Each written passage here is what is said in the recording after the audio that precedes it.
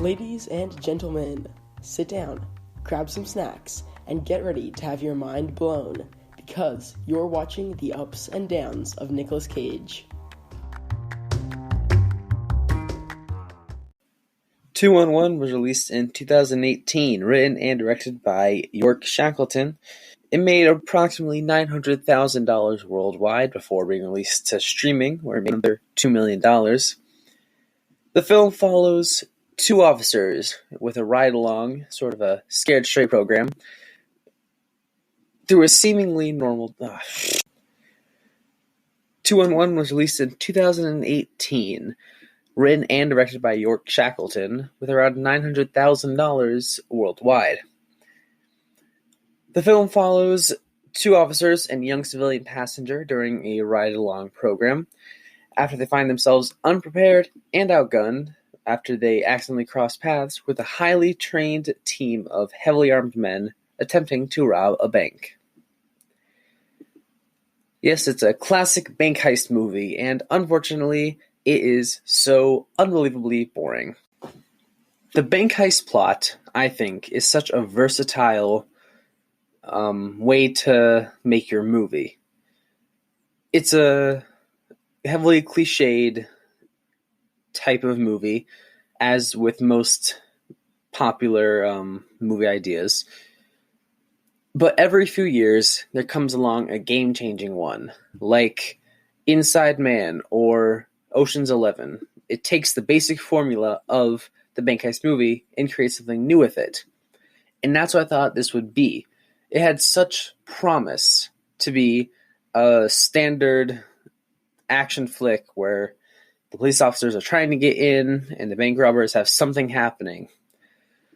And it does set itself up really well. There's a lot of moving elements that eventually all connect, but they connect in the worst ways possible. You would expect that the bank robbery to take place for the majority of the film. But you would be wrong, as the actual crimes don't start until 45 minutes into the movie, and the movie is only an hour and a half long. And that's another problem. An hour and a half movie is not the movie length you want for a crime movie. You want it to be 2+ hours long. It gives you time to really develop the characters, really give them motivation for what they're doing.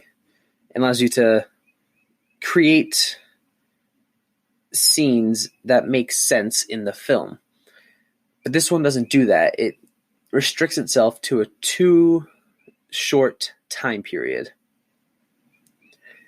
And because of that, it really falters. The exposition dumps are really awkward, really out of place.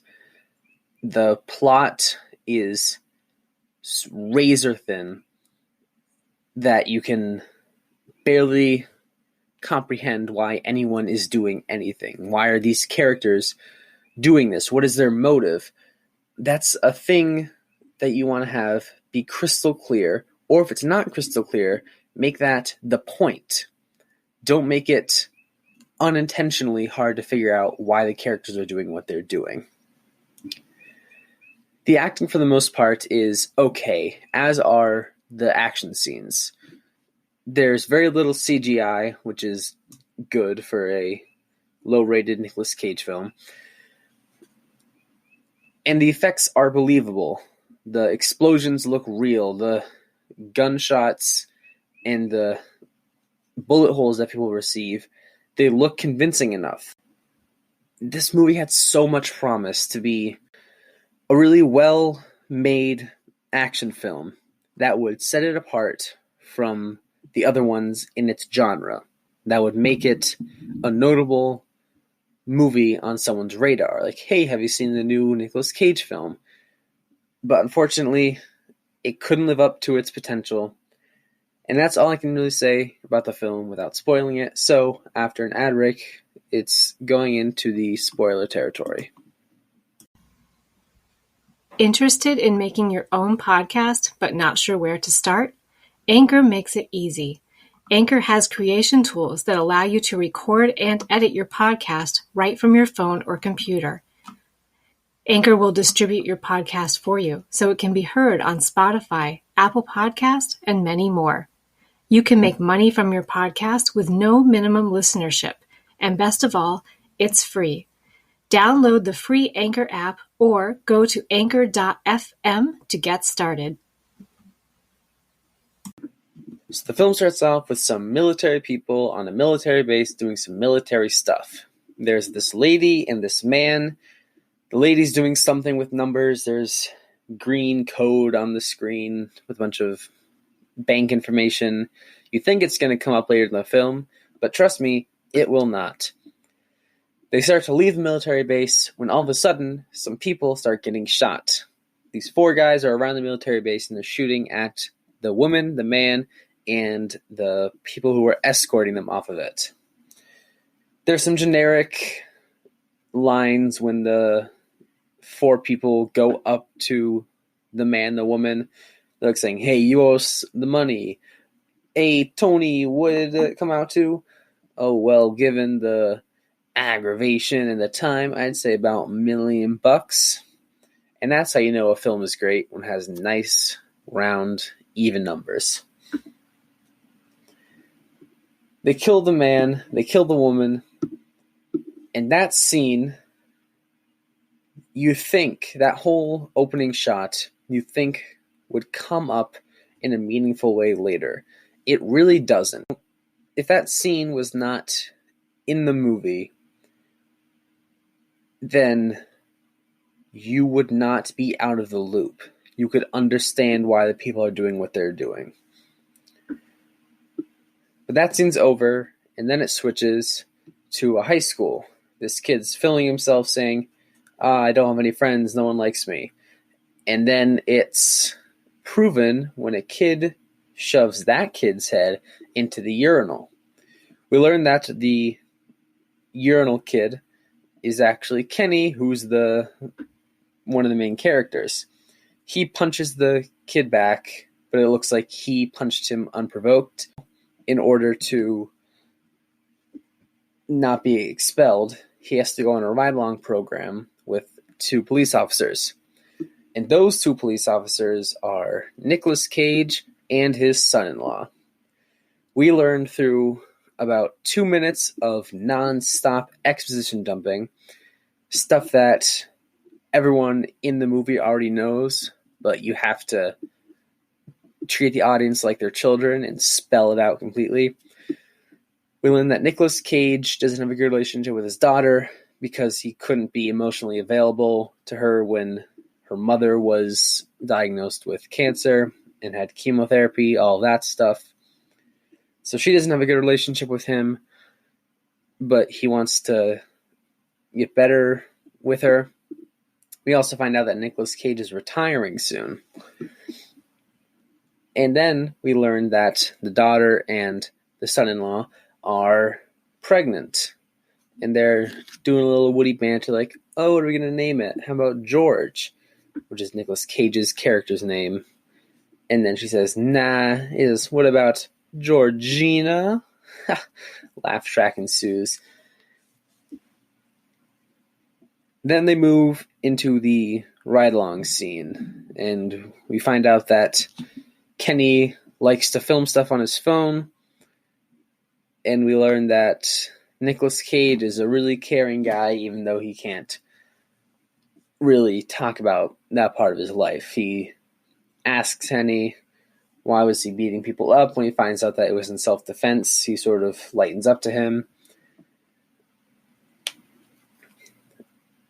And the Kenny filming himself and stuff around him, that, again, is a plot point or a detail about him that you think comes up again. And it does. But just like the opening scene, it doesn't add anything to the story. If that element was taken out, there'd be about 30 seconds of footage later in the film that is removed, and the film just moves right by with it. It's only added to make a character more interesting. And I'm not saying that character development is bad. The opposite, actually. You want a good character development for characters in your film. But when you add a element to the film that only develops the character, and then you have to include it later on in the film in order to make it worthwhile, then you did something bad. You shouldn't be forced to add scenes to make something make sense. It's bad filmmaking that this film suffers a lot of. So the three of them are in the police car. They're driving around doing some basic crime stuff, arresting a homeless man for having cocaine. And then they go in front of a bank that the 4 army men from the beginning are robbing. They only show up to it because there's a car parked illegally with the getaway driver in it. And the getaway driver, instead of acting calm and cool, decides to pull out a submachine gun and starts spraying at them. In order to buy themselves some time, they detonate an explosion that was planted in a previous scene by one of the army men. It's at a cafe, and once it explodes, a lot of the police force is taken over there. Then begins the main chunk of the film. There's an Interpol agent who's going around doing some sleuthing. I'll talk about her again in a bit, because her inclusion of the film really boggles my mind. But besides her, there's other police officers, there's the bank people, and then there's the bank robbers. And it cuts between them, not in a good way, because it seems like it's the same scenes over and over again. Like, it's the police officers, and oh no, some of them are trapped behind a car. Luckily, they just barely got out while being shot at. Then it switches to the people in the bank. Like, oh, they're all talking to each other, and someone messes up a bit. That creates tension between them and the bank robbers. Then it comes to the bank robbers who are saying, hey, we got to do this quickly, we got to get our money, we got to get out of here. And that's the basic gist for the next 40 minutes of the movie. It's replaying the scenes over and over again. And nothing changes. The stakes don't change, except the Nicolas Cage's son-in-law gets shot, goes to the hospital, and they keep bringing that up in every single scene with the police officers. And then we find out that Kenny's mom is a nurse, which doesn't add anything. She's not threatened by the bank robbers who are driving away and stop at the hospital. Her inclusion, beyond her being in the principal's office, is really not needed. And that's what a lot of this film is. It's unnecessary inclusions to give the appearance of being interconnected and being like every other bank stealing movie. And that's fine if they're able to do that in a well-directed and well-produced way.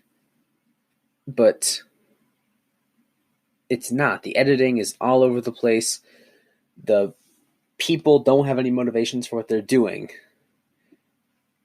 And what you think was going to be a movie with like a great climax and all this stuff ends up just feeling boring. It really tries your patience, this film. Eventually the hostages get out. One of them has a bomb on them, but then it's taken care of with a SWAT member being killed by the bomb. And then all of the bank robbers are eventually shot, and Kenny is alive. I didn't mention that. He went missing for a bit. And he goes missing.